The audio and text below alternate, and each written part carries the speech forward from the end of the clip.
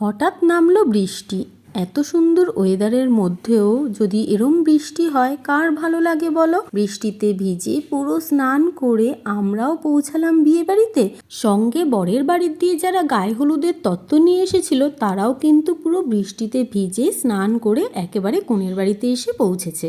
ওফো, আমি তো তোমাদের বলতেই ভুলে গেলাম কার বিয়েতে গেছিলাম। আমার মাস্তুতো বোনের বিয়ে ছিল।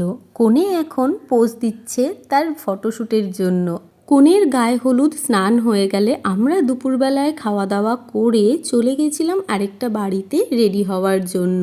তারপর আর ব্লগ করার বা মিনি ব্লগ করার কোনো ইচ্ছেই ছিল না, কারণ বৃষ্টিতে ভেজার পর আমাদের সবারই শরীরটা একটু খারাপ হয়ে গেছিলো। রাতের বেলাতে বিয়ে বাড়িতে এসেই সবার প্রথমেই আমি আর আমার বাবিনের ফেভারিট জিনিসটা খেয়ে নিচ্ছি, আইসক্রিম।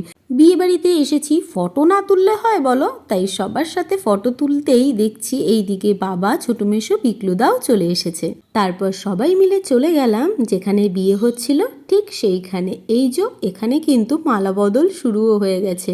আর একদিকে বাবিন এতটাই দুষ্টুমি করছিল যে সবাই বাবিনের দুষ্টুমি দেখে বাবিনকে আদর করছে। তারপর আমি আমার এই ছোট্ট বাবিনটাকে একটু প্রপোজ করে নিলাম। আর হ্যাঁ, এটার কিন্তু একটা বড় ভ্লগও আমি পোস্ট করেছি, সেটা তোমাদের আমি এই রিলেটেড ভিডিওতে দিয়ে দেবো। তোমরা কিন্তু অবশ্যই করে গিয়ে দেখো।